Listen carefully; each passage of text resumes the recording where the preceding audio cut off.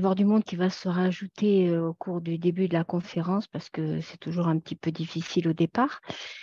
Merci donc à tous d'être venus écouter ce soir le professeur Grégory Punier, qui est service de médecine interne et d'immunologie clinique au CHU de Rangueil à Toulouse. Bonsoir professeur, merci d'être là pour nous présenter les thérapies cellulaires, thérapies qui semblent nouvelles mais qui sont déjà utilisées depuis plus de 15 ans pour la sclérodermie. Nous sommes là dans l'attente d'en savoir plus, car ce sont des questions qui reviennent souvent. Donc, nous pourrons ainsi être mieux informés, répondre aux questions et si nous sommes nous-mêmes concernés, savoir un petit peu plus où nous allons. Avant de laisser la parole au professeur, je voudrais vous donner quelques informations pratiques. Merci de couper vos caméras et vos micros pendant la conférence. Merci de ne pas intervenir pendant la conférence. Et merci de poser vos questions par le chat, par écrit. Les réponses vous seront apportées dans la mesure du possible et du temps restant à la fin de la rencontre. Bonne conférence à tous et je vous laisse la parole, professeur. Merci beaucoup, Madame Godard. Donc, bonjour à tous. Donc, moi, je fais de la médecine interne et m'intéresse particulièrement à la sclérodermie depuis quelques années. Et mon champ de recherche, c'est sur la thérapie cellulaire appliquée aux maladies auto-immunes. Et on va se focaliser sur la sclérodermie systémique aujourd'hui. Alors, je vous ai préparé une présentation. Donc, j'espère que tout le monde voit bien.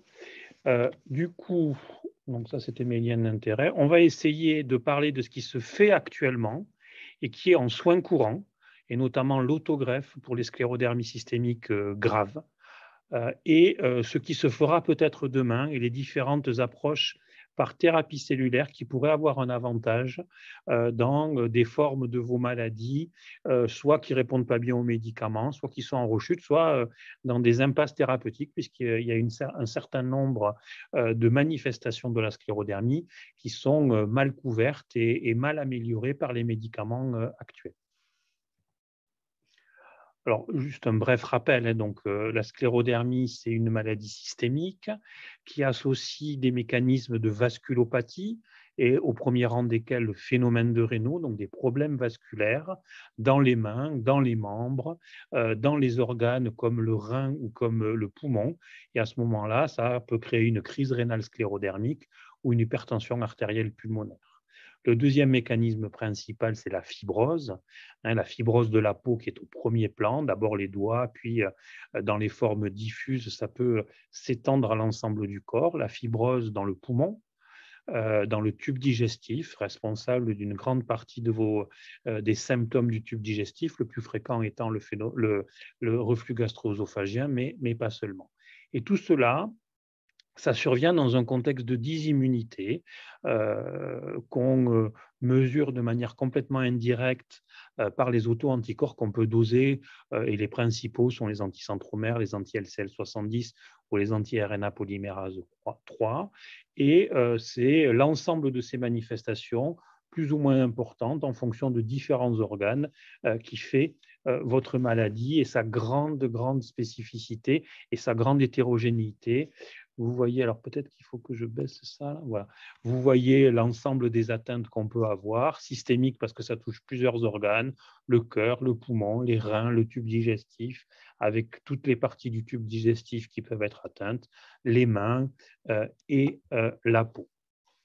Et du coup, on peut se poser la question des approches thérapeutiques dans ce contexte-là et par thérapie cellulaire. La thérapie cellulaire, c'est quelque chose qu'on utilise depuis 50 ans maintenant, dans la transfusion, hein, on vous transfuse des cellules, des globules rouges ou des plaquettes, c'est de la thérapie cellulaire. Quand on fait une greffe pour une leucémie aiguë, c'est de la thérapie cellulaire et c'est des techniques qui sont connues, reconnues et mises en place depuis un certain temps avec une efficacité thérapeutique certaine. Qu'est-ce que ça sous-entend? Ça sous-entend qu'on utilise des cellules souches. La cellule souche, c'est une cellule qui est capable de se renouveler toute seule et de se différencier en un ou plusieurs organes, alors qu'initialement, elle est reconnaissable, elle n'est pas reconnaissable morphologiquement de l'une ou de l'autre. Et ces cellules, elles ont également un certain nombre de fonctions qui peuvent être de la réparation, de l'immunomodulation ou autre chose. Et donc, on va utiliser ces cellules en fait comme médicaments. Au lieu de vous donner un produit de biothérapie, de bioingénierie, de produit chimique qui est constitué par de la chimie, on va utiliser des cellules à visée thérapeutique pour essayer d'améliorer une fonction d'organe ou des symptômes. Donc, c'est ce que c'est là. Qu'est-ce que c'est que la thérapie cellulaire? Ça regroupe un ensemble de procédures thérapeutiques qui utilisent les greffes de cellules. Ça permet d'essayer de reconstituer un tissu ou une fonction qui est déficiente, ou bien de faire de l'immunomodulation ou de l'immunosuppression, comme un médicament immunosuppresseur, parmi ceux que vous connaissez peut-être, le Celcept qu'on utilise fréquemment dans les formes pulmonaires de la sclérodermie, le rituximab, le tocilizumab, tous ces médicaments dont vous entendez parler à l'heure actuelle, parce qu'ils prennent une place de plus en plus importante dans le traitement de la sclérodermie systémique.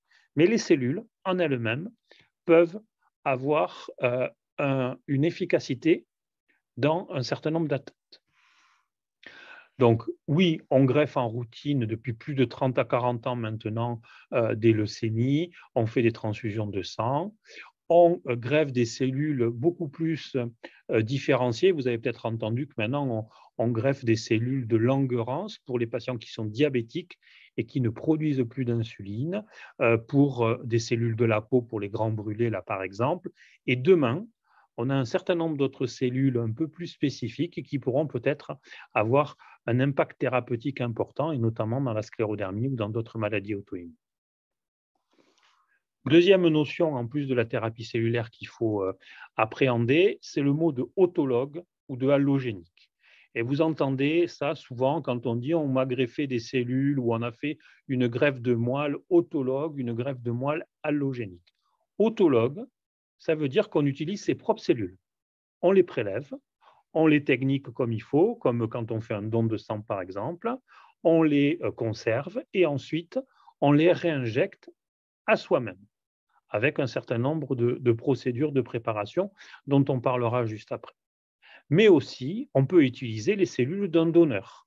Et ça, vous l'avez entendu probablement dans la greffe de moelle, dans les leucémies, on essaye de trouver par don de moelle un donneur compatible pour pouvoir bénéficier de ce type de greffe.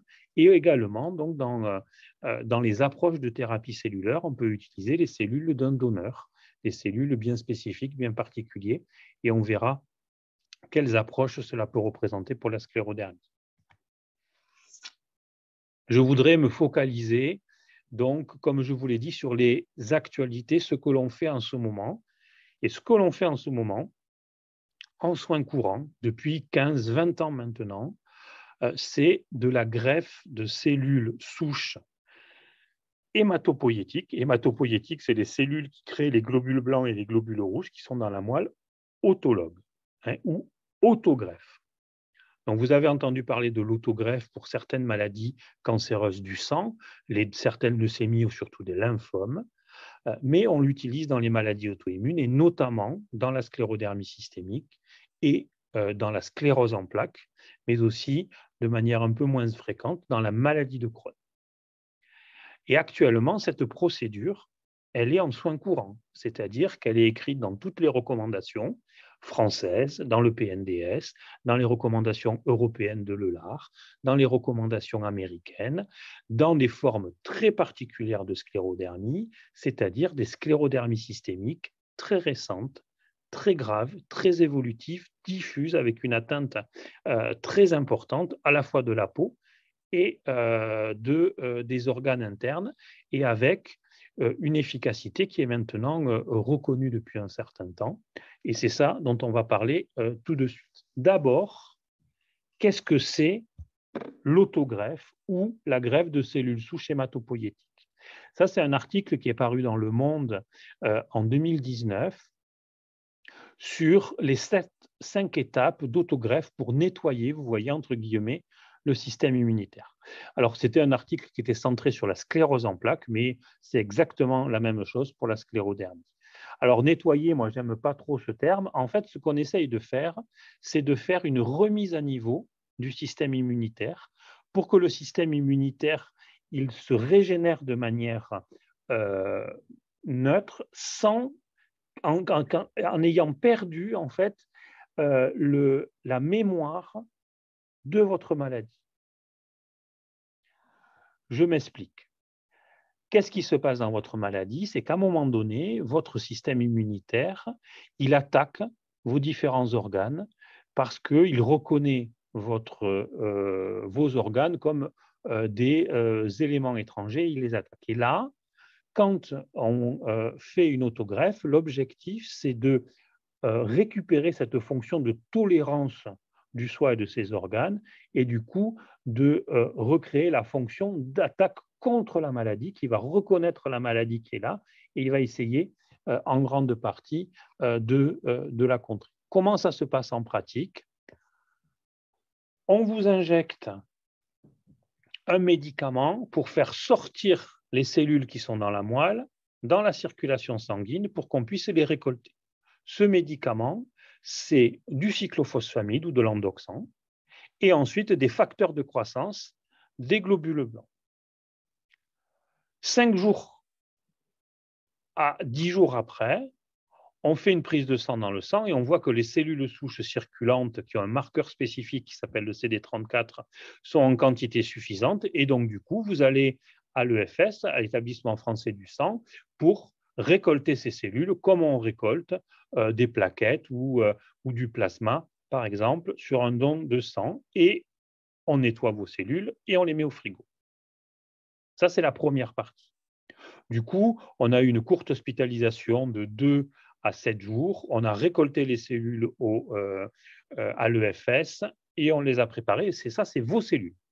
C'est vos propres cellules souches du système immunitaire, du système hématopoïétique.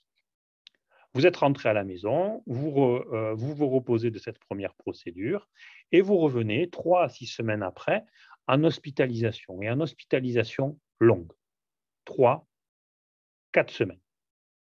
Et là, les 5 premiers jours, on va vous donner des médicaments à forte dose, et notamment de l'endoxan à forte dose, et un autre médicament qui s'appelle le syndrome antilymphocytaire, et ou du rituximab en fonction des procédures, pendant 5 jours, à des doses intensives qui vont nettoyer votre moelle et enlever de la moelle toutes les cellules des globules blancs qui connaissent votre maladie et qui ne l'attaquent pas. Si on s'arrêtait là, en fait, le temps que les globules blancs remontent tout seuls, ils vous rendraient beaucoup trop fragile pendant beaucoup trop longtemps aux infections. Et du coup, pour raccourcir cette période, on vous réinjecte vos cellules souches le 5e jour, qui vont se remettre dans la moelle, refaire des globules blancs, vous protéger contre les infections. Et une fois que les globules blancs sont revenus à un taux suffisamment haut, vous allez pouvoir rentrer à la maison. Si on le fait sur un schéma un tout petit peu plus scientifique, c'est ça. Prélèvement, vous voyez, on prélève vos cellules après les avoir stimulées. Ça, c'est la machine qui prélève les cellules adéquates. Vous rentrez à la maison, homme, et vous revenez pendant 5 jours où on fait des forts médicaments immunosuppresseurs. Et là, vous êtes en aplasie, plus de globules blancs. On vous retransplante vos cellules hématopoïétiques pour que les globules blancs, vous voyez, c'est la courbe bleue, elle remonte, et que vous puissiez rentrer à la maison. On pourra y revenir si vous avez des questions et que je n'ai pas été assez clair pour ça. Et le but de ça, c'est ça en fait, c'est qu'on détruit les cellules pathologiques immunologiques qui auto-entretiennent votre maladie, qui produisent les anticorps, et on les remplace par les cellules jeunes qu'on vous a réinjectées, qui, elles, ne connaissent pas la maladie, et du coup, vont la combattre.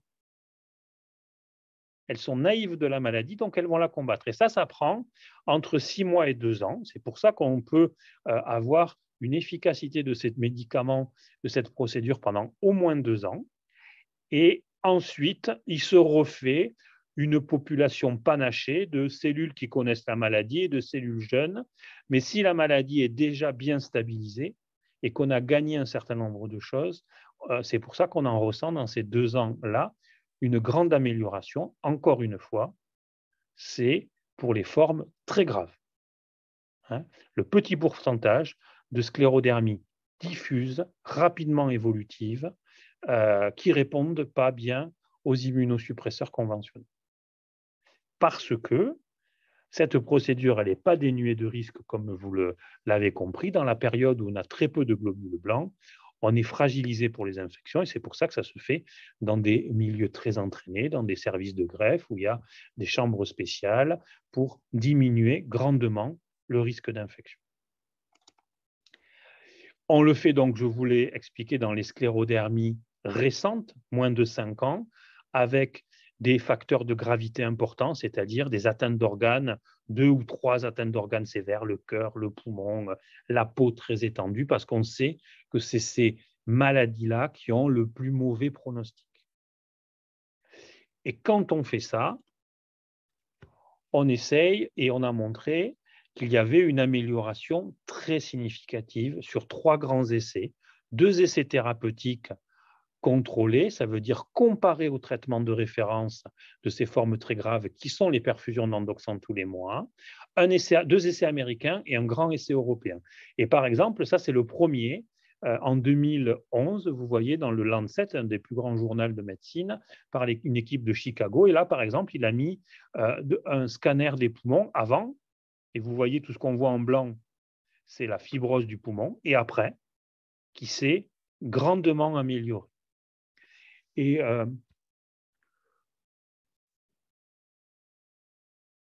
vous connaissez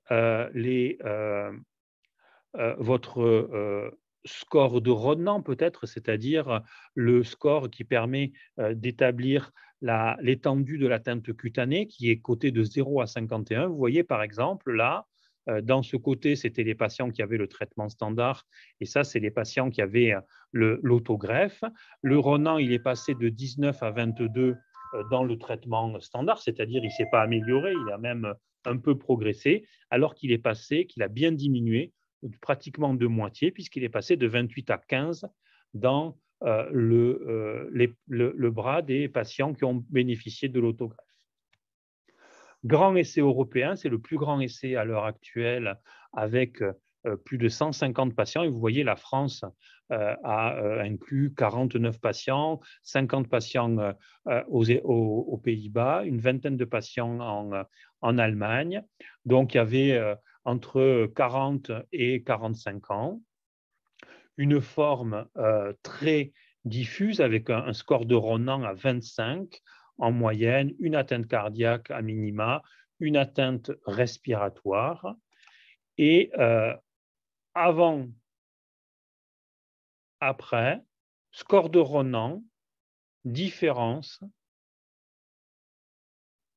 11 points de différence dans les 2 groupes, une diminution de moins 19 points, moins 20 points de Rodnan pour des patients qui avaient 25 en moyenne. Ils ont diminué de 20, donc ils sont tombés à 5 en moyenne dans le bras autogreffe, alors que dans le bras contrôle, ça a diminué de 8. Donc une grande différence avec un bénéfice sur la peau significatif pour les patients dans le groupe d'autogreffe, un bénéfice sur les atteintes pulmonaires, ça c'est les EFR, et vous voyez que les EFR s'améliorent plus 6 dans le groupe autogreffe, alors qu'ils continuent à diminuer dans le groupe contrôle qui avait l'endoxan, le médicament de référence. Et enfin, tout ça, c'est les questionnaires de qualité de vie qui s'améliorent très significativement dans le bras autogreffe par rapport au bras contrôle.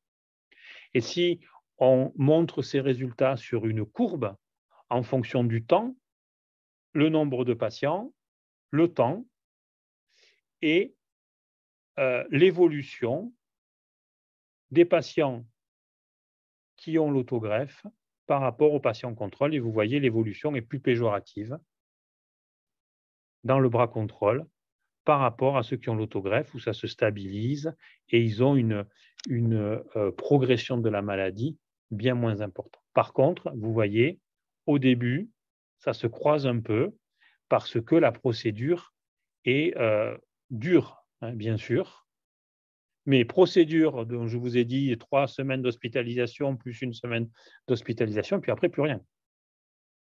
Alors que l'autre côté, c'est des perfusions tous les mois.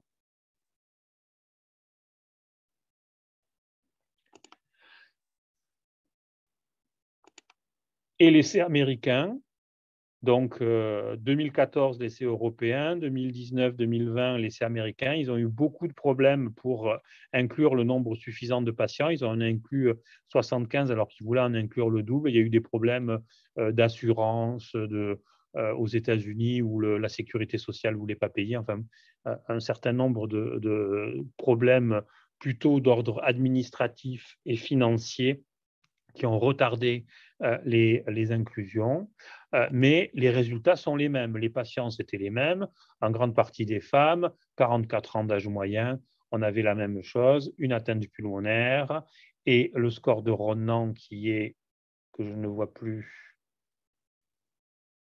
qui était à 25 aussi en moyenne. Le traitement avant l'autogreffe était un tout petit peu différent, et les courbes sont les mêmes.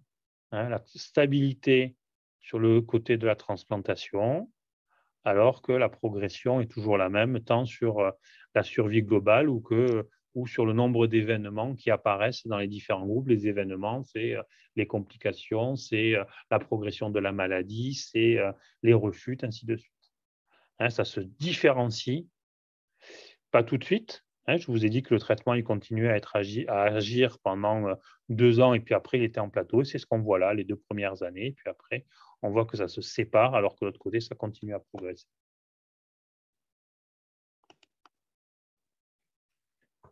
Par contre, il faut sélectionner de manière très, très précise et très poussée les patients qui peuvent en bénéficier, notamment sur le cœur, pour être sûr qu'ils vont supporter la procédure, puisque c'est des perfusions importantes, c'est des médicaments qui peuvent avoir des toxicités digestives ou cardiaques. Donc, il y a un gros bilan avant pour dire, bon, il y a une indication parce que c'est une forme qui est grave, très sévère, très évolutive, récente. On a fait tout le bilan pour s'assurer qu'il n'y a pas de contre-indication à la faire, les contre-indications qu'on connaisse, les insuffisances cardiaques, une atteinte respiratoire trop sévère. Et à l'issue de ça, on en discute tous au niveau national dans une RCP où il y a les internistes, il y a des rhumatos, il y a les hématologues pour prendre la décision tous ensemble de savoir si, oui ou non, ça rentre dans les critères et ça rentre dans une forme qui pourrait avoir un bénéfice de l'autogreffe sans qu'il y ait de contre-indication ou de risques supplémentaires visibles sur le bilan initial. Ça, c'est la même chose, mais c'est l'essai européen de suivi de tous ces patients, 80 patients, et vous voyez, en fait, il ne se passe plus rien, et ça se stabilise à ce niveau-là, avec une progression qui est très minime, et ça, c'est la diminution du score de Ronan. Vous voyez, on a une baisse importante jusqu'à 2 ans là, du score de Ronan, de l'atteinte fibrosante cutanée qu'on mesure cliniquement. Et ça, on arrive à des recommandations qui sont en place depuis un certain nombre d'années maintenant, mais qui sont dans le PNDS. Vous voyez, dans les traitements du PNDS qui a été remis à jour en 2022, elles étaient déjà là dans la dernière mise à jour, mais l'intensification thérapeutique avec autogreffe de cellules souches hématopoïétiques pour les atteintes pulmonaires interstitielles sévères, respectant les contre-indications. Donc là, il y a un certain nombre de contre-indications pour pouvoir avoir bénéficié de cette procédure, comme je vous l'ai dit. Atteinte cutanée ou musculo-squelettique sévère, autogreffe de cellules souches hématopoïétiques à discuter en RCP.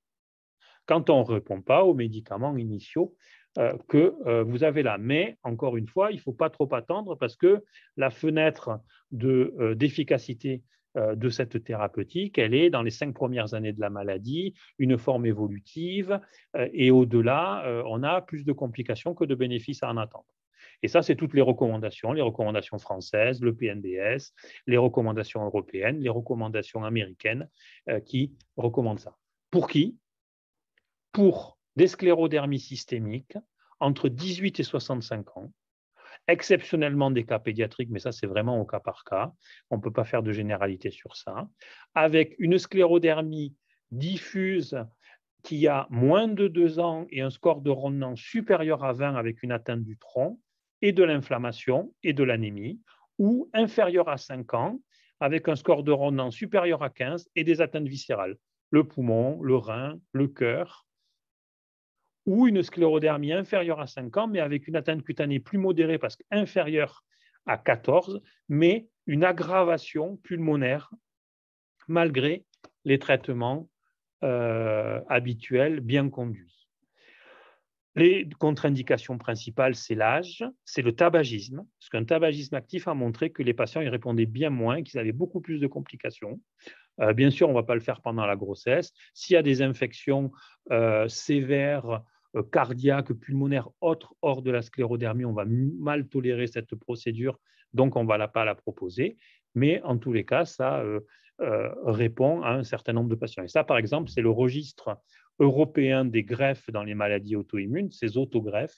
Donc ça s'est arrêté en 2020, c'est juste avant la grosse période Covid. Et vous voyez, dans la sclérodermie, il y avait 685 personnes qui avaient bénéficié d'une greffe, un peu moins que dans la sclérose en plaques, et vous voyez, 1600 en Europe. Donc ça, c'est la fin de ma première partie sur ce qu'on fait actuellement, et ça, c'est de la thérapie cellulaire, cette autogreffe de cellules souches hématopoïétiques pour les formes très, très graves, très récentes, très rapidement évolutives. Ensuite, on a d'autres cellules, les cellules mésenchymateuses stromales, qu'on peut utiliser dans la sclérodermie systémique, mais là qui sont dans le cadre d'essais thérapeutiques avant qu'on puisse les avoir dans les soins courants. Et il y a un certain nombre d'essais cliniques en cours, français ou autres, qui s'intéressent à ces cellules, puisque donc c'est des cellules qui ressemblent à ça. Là, vous avez des photos qui adhèrent à la paroi. Elles ont cette particularité, c'est qu'à la surface de ces cellules, il n'y a pas de cellules qu'on appelle CMH qui entraînent des rejets. Donc, ça veut dire qu'on peut pratiquement utiliser les cellules du voisin avec une efficacité sans qu'on ait besoin de mettre ces gros traitements avant pour le supporter. Et elles ont des fonctions de réparation d'organes ou des fonctions d'immunomodulation, et ce qui nous intéresse dans la sclérodermie, parce qu'elles sont capables de rendre un tissu, quand il est inflammatoire, de l'apaiser et d'enlever l'inflammation, ou au contraire de stimuler l'inflammation quand il le faut dans des zones où l'inflammation a été stoppée, avec une efficacité donc sur cette inflammation, mais également une réparation de la fibrose et une modulation du système immunitaire. Donc, elles jouent sur les 3 facettes de la maladie, et elles sont capables de refaire des vaisseaux. Cette vasculopathie, elles sont capables de refaire des petits vaisseaux. Et donc, du coup, dans la sclérodermie, elles sont très, très intéressantes, puisqu'elles combattent la fibrose, elles combattent le phénomène de Raynaud ou la vasculopathie, et elles modulent l'inflammation et l'auto-immunité qui est au centre de tout ça.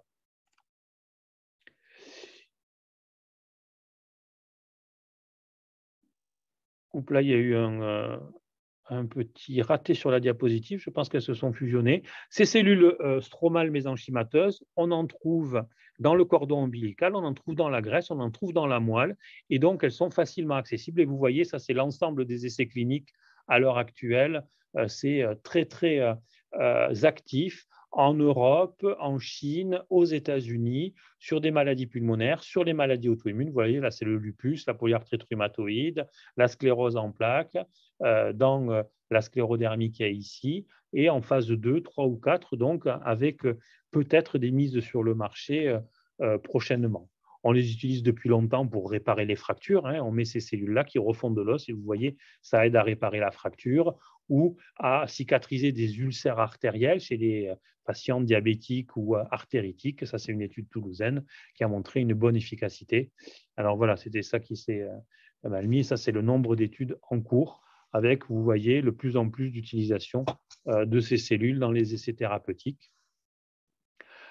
Une de ces cellules est maintenant un médicament, puisque dans la maladie de Crohn, on peut l'utiliser pour traiter les fistules, donc ça devrait arriver dans d'autres maladies.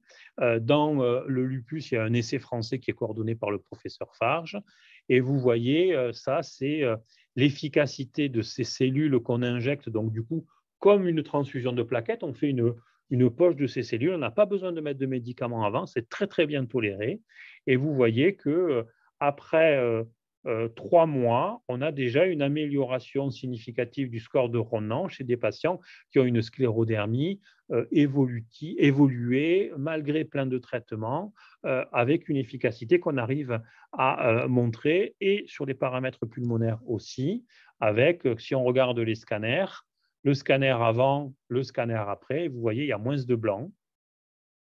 Ça permet de nettoyer un petit peu la fibrose sur les poumons, mais pour l'instant, ça, c'est dans des essais thérapeutiques et on ne l'a pas encore en pratique courante. Ça, c'est l'essai qui a été coordonné par le professeur Dominique Farge, 20 patients, peut-être certains d'entre vous y ont participé, où on a fait une perfusion de cellules mésenchymateuses allogéniques, c'est-à-dire d'un donneur intrafamilial. Et ça, c'est l'atteinte de la peau. Et vous voyez, dans les 3 premiers mois, une bonne diminution. Et après, ça se stabilise. Et pas du tout d'aggravation de l'atteinte respiratoire qui est pratiquement sur une même ligne là.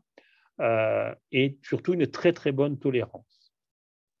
Ça, c'est quand on les utilise en perfusion. Et ces cellules-là, ou des dérivés de ces cellules-là, ont également été essayés par l'équipe marseillaise pour essayer de contrer le handicap de la main et la fibrose de la main. C'était les scléradec, qui étaient très prometteurs, mais malheureusement, quand on l'a comparé à une injection de placebo, ça c'est la comparaison, on n'a pas mis en évidence une amélioration significative pour les patients par rapport au placebo, mais il n'y avait pas que ces cellules stromales mésenchymateuses. L'équipe italienne a montré que quand elle injectait les cellules sur un ulcère digital, on avait une guérison de cet ulcère très rapide.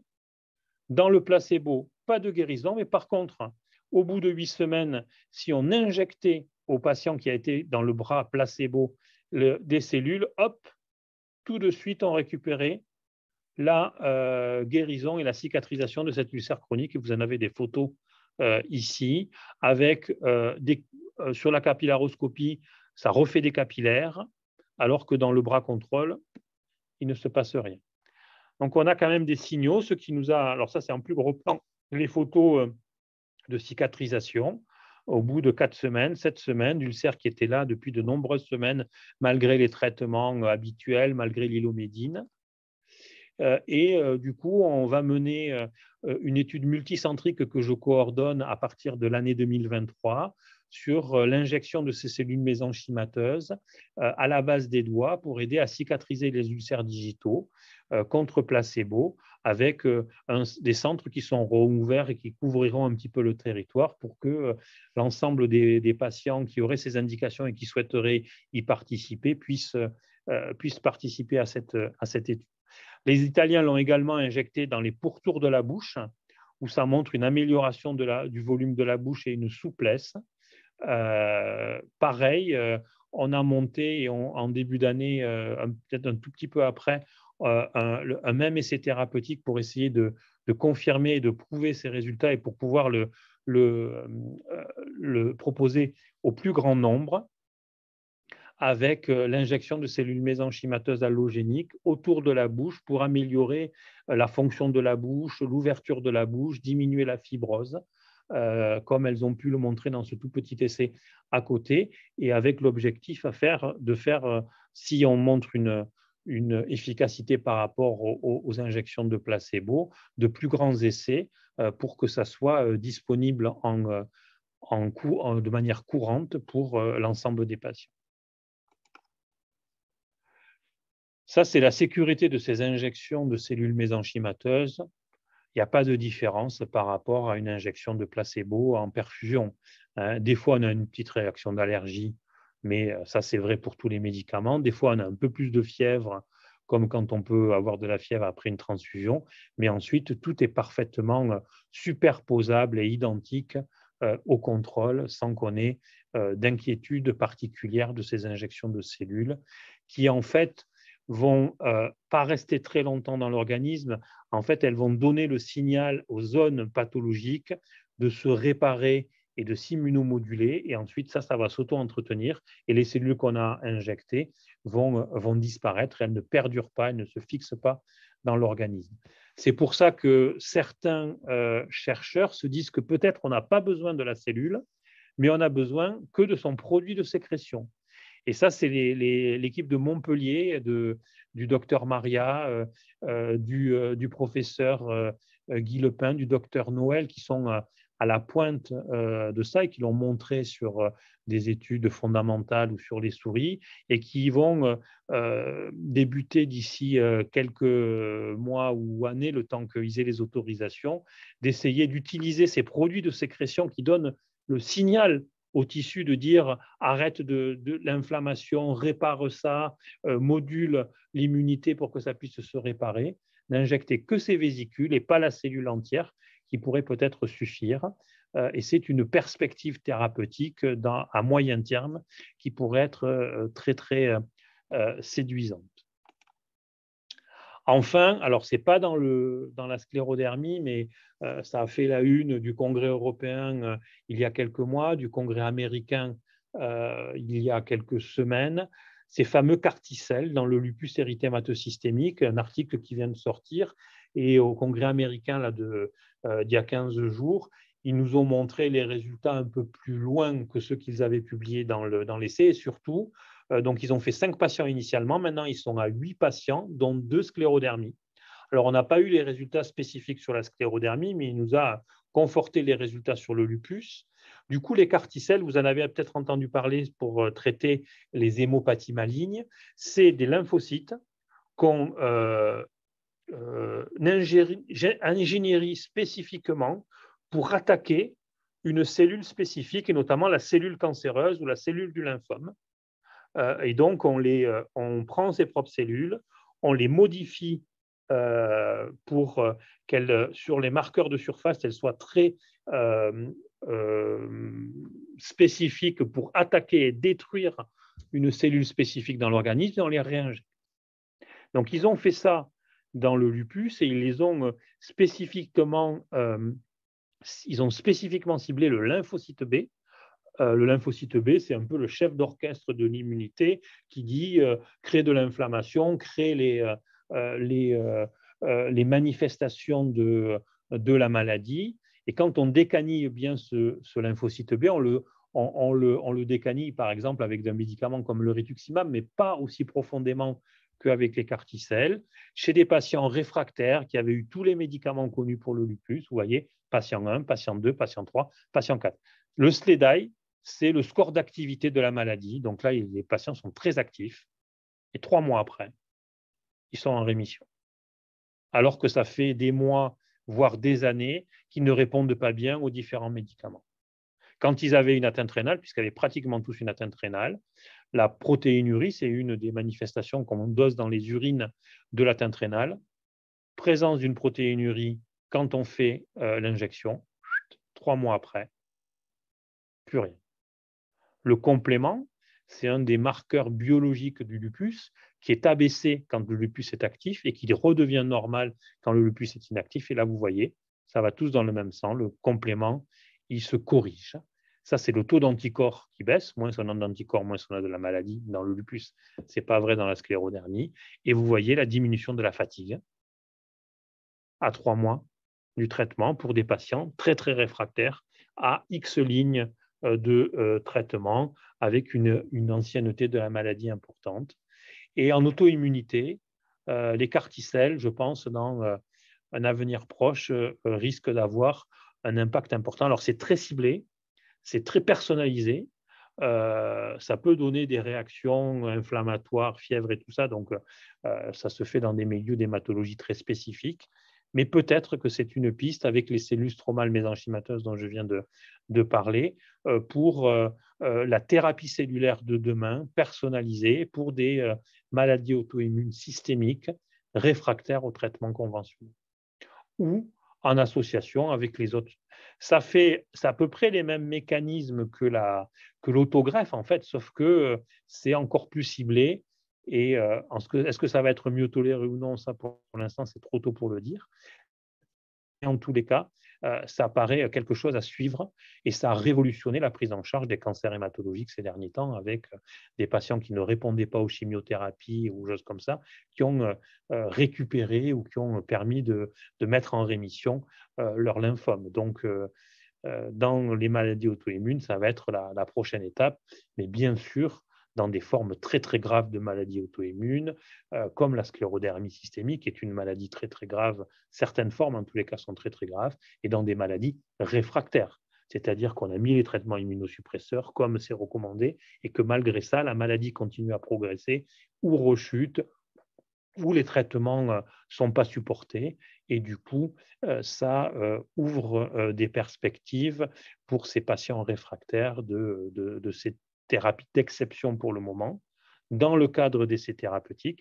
Mais les essais thérapeutiques, ils sont là pour prouver, ou non, hein, mais en tous les cas, pour prouver que le médicament ou que cette procédure de thérapie cellulaire a un impact bénéfique sur la maladie, avec une toxicité ou des effets indésirables qui sont acceptables pour telle ou telle forme de maladie. Et donc, du coup, quand on a ça, ça permet de déposer auprès des autorités de santé une demande de mise sur le marché ou d'accès de ces procédures à l'ensemble des patients de telle maladie qui répondent aux critères pour lesquels on les a évalués, de pouvoir en bénéficier en soins courants. C'est ce qui a été fait dans l'autogreffe que je vous ai présenté avant. On a fait les grands essais, 2 essais américains, l'essai européen. Ça a montré l'efficacité, bien plus importante que le traitement à l'époque de référence, avec moins de toxicité au final que le traitement de référence. Et du coup, maintenant, on l'utilise en soins courants et toutes les sociétés savantes le recommandent en grade A parce qu'on a 3 essais randomisés. Voilà, comme d'autres médicaments dans votre maladie sont passés par le même procédé. Et à l'heure actuelle, on en est à ce niveau-là pour les cellules stromales mésenchymateuses, puisqu'on est dans les phases 2 et peut-être bientôt 3 pour ensuite avoir un accès au plus grand nombre. Et dans les carticelles, c'est quelque chose qui devrait venir à moyen terme avec des essais dans les formes graves spécifiques de telle maladie, avec probablement des bénéfices importants si ces résultats sont confirmés. En conclusion, du coup, il y a un PNDS spécifique sur la greffe de cellules souches hématopoïétiques dans les maladies auto-immunes et notamment un grand chapitre sur la sclérodermie systémique qui vient d'être publié, que j'ai co-coordonné avec le professeur Dominique Farge, le docteur Zora Marjanovic, qui est une hématologue de Saint-Antoine et moi-même, qui détaille un peu cette procédure de thérapie cellulaire par autogreffe de cellules souches hématopoïétiques dans la sclérodermie, qui est maintenant en soins courants, mais pour les formes sévères, diffuses, rapidement évolutives, de moins de 5 ans, avec un check-up très exhaustif pour s'assurer qu'il n'y a pas de contre-indication, une discussion nationale en RCP avant de se lancer dans cette procédure. Le screening donc important de ces patients pour traquer toutes les contre-indications potentielles ou les risques trop importants pour bénéficier de cette procédure, la discussion qui est collégiale et des indications d'exception dans d'autres maladies auto-immunes sévères, hors sclérose en plaques qui est une indication formelle ou la maladie de Crohn. Et enfin, il y a de nouvelles perspectives pour des impasses thérapeutiques avec de la thérapie cellulaire différente de l'autogreffe, mieux tolérée probablement, mais avec les effets qui sont pour l'instant un peu différents, mais à compléter sur des injections locales pour les ulcères, par exemple. En cours d'évaluation, il y a un essai thérapeutique multicentrique en France. Pour la bouche, il y a un essai multicentrique qui va débuter en France aussi. Et demain, peut-être les vésicules et les carticelles dans des essais thérapeutiques pour essayer d'augmenter le nombre de possibilités thérapeutiques pour d'essayer de mieux en mieux contrôler la sclérodermie systémique. Je vous remercie pour votre attention. Merci, professeur. C'était passionnant parce que très complexe, mais vraiment passionnant et je pense suffisamment clair. Toutefois, nous avons quelques questions et moi, j'en ai déjà une ou deux. Pouvez-vous nous dire pourquoi ces thérapies sont réservées aux formes sévères? Pourquoi on ne peut pas les utiliser plus tôt pour limiter peut-être l'évolution de la maladie et en arriver à ces formes sévères? Alors, parce que la procédure est lourde et qu'on est sur une balance du bénéfice et du risque. C'est-à-dire que quand on a une forme, par exemple la sclérodermie systémique cutanée limitée, on n'a pas du tout le même pronostic que les formes diffuses rapidement évolutives, où on a besoin d'agir rapidement pour stopper l'évolution. Ça, c'est la première chose. Et du coup, quand, si vous voulez, c'est utiliser un bazooka pour essayer d'attraper une mouche. Excusez-moi l'expression, mais voilà. Par contre, Oui. quand de la maladie, il y en a partout et qu'on voit qu'elle n'est pas contrôlée par les traitements, là, on a un grand bénéfice. Comme je vous l'ai montré, si on prend que la fibrose cutanée, qui est le reflet un peu de la maladie en dessous, quand on perd 20 points de Ronan, on peut perdre 20 points de Ronan quand on a 30, mais quand on a 2 ou 3 de Ronan, on ne va pratiquement pas perdre de Ronan, alors qu'on va s'exposer potentiellement à des risques infectieux qui sont disproportionnés par rapport aux bénéfices qu'on peut en attendre. Là, je vous parle de la peau. Sur le poumon, c'est un peu différent parce que s'il y a une progression que sur le poumon, c'est quelque chose qui peut se discuter, même si on a une peau qui est très limitée. Et ensuite, on a montré une amélioration importante sur la globalité de la maladie, sur la peau et sur le poumon. Pas d'amélioration sur le tube digestif. Alors, vous allez me dire, oui, mais il y a certaines formes de sclérodermie où il y a une atteinte du tube digestif qui est très importante, même si on n'a pas de peau. Et là, ce n'est pas efficace. Donc là encore, on ne va pas le proposer dans ces formes-là. Et quand on l'a proposé plus tard, c'est-à-dire au-delà de 5 ans avec des sclérodermies déjà très évoluées, on a eu tous les effets indésirables et pratiquement ou très très peu d'effets bénéfiques parce que c'était trop tard. Voilà, donc aujourd'hui, c'est vraiment une fenêtre qui est assez courte, mais dont un certain nombre de patients bien sélectionnés peuvent en bénéficier. D'accord. Et donc, dans cette suite logique, lorsque vous parlez du moment où les cellules jeunes et les cellules plus anciennes se remettent ensemble à fonctionner, est-ce que là, les cellules plus anciennes peuvent reprendre le pas et réattaquer l'organisme et faire évoluer à nouveau la maladie, ou est-ce qu'il y a une stabilisation un peu plus longue en tout cas, ou une récupération? Ouais.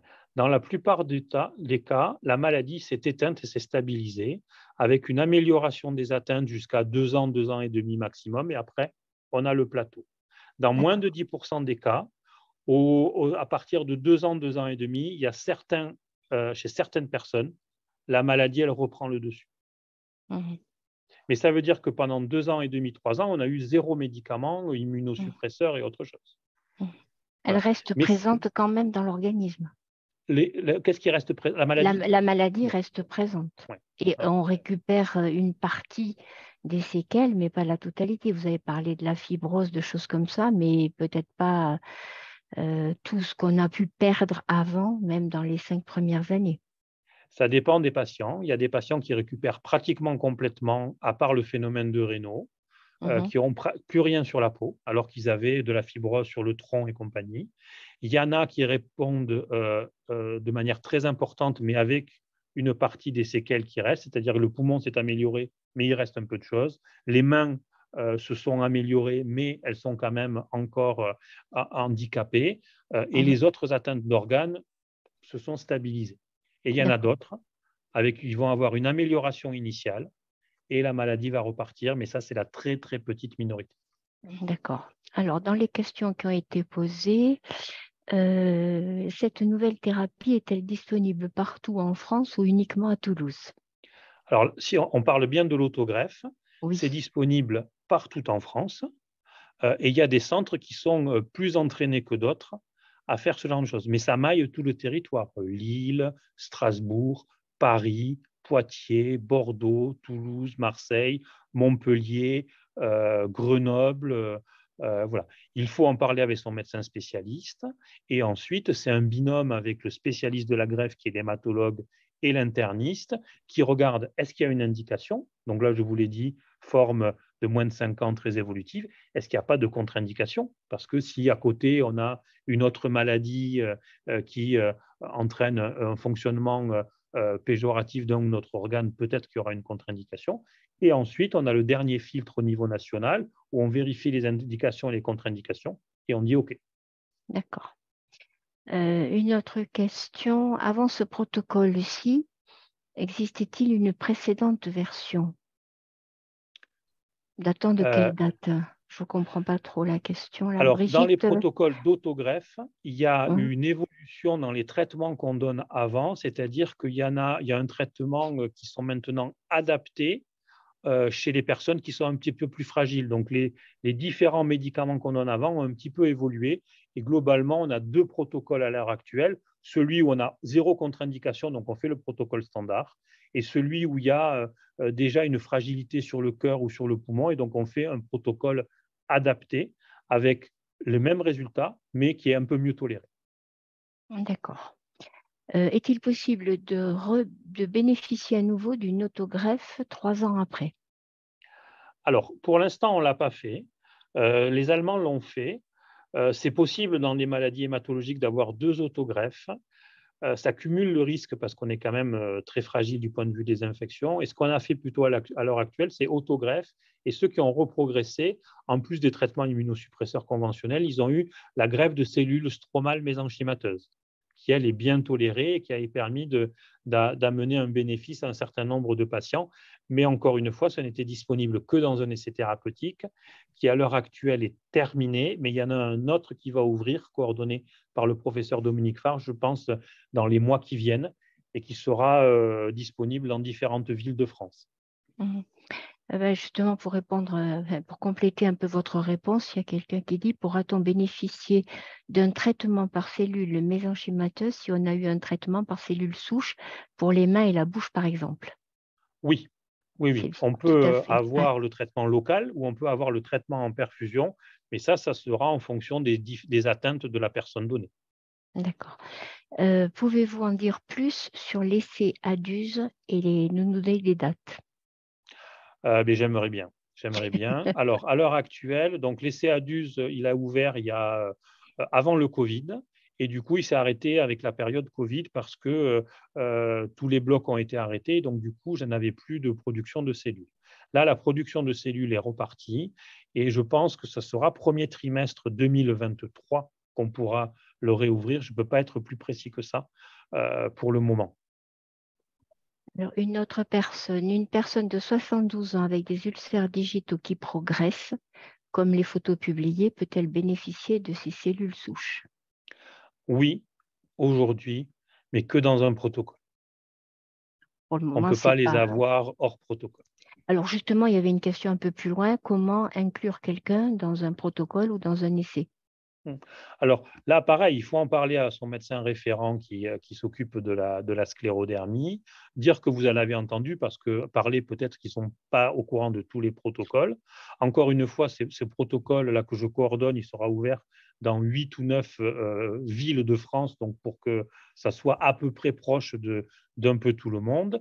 Et s'il y a les critères, vous savez, dans les protocoles, c'est très protocolisé, excusez-moi le pléonasme, mais il y a une liste de critères qui vous permettent de rentrer et une liste de critères qui vous excluent du protocole en Oui, fonction d'un certain nombre de paramètres. Donc, si vous répondez à ces critères d'inclusion et que vous n'avez aucun de critères d'exclusion, il n'y a aucune raison que vous ne puissiez pas rentrer dans le protocole.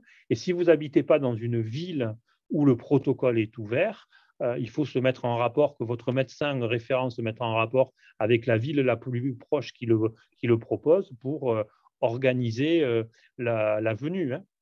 oui, parce que souvent, on manque de candidats justement pour participer et profiter, donc c'est compliqué.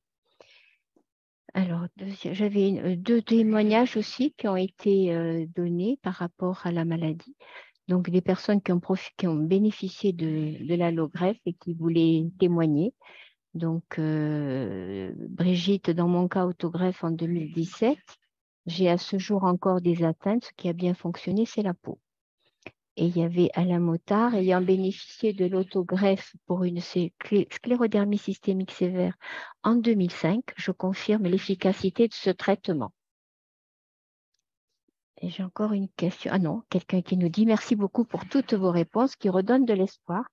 Donc, je pense qu'on a fait le tour des questions. Si vous avez en tout cas, je pense qu'on a eu les réponses à tout ce qu'on avait posé, les doutes qu'on a. Je pense que c'était intéressant et important de pouvoir parler de ces thèmes. Ah, bonjour, je suis atteinte d'un gougerot, je graine sévère, puis-je en bénéficier?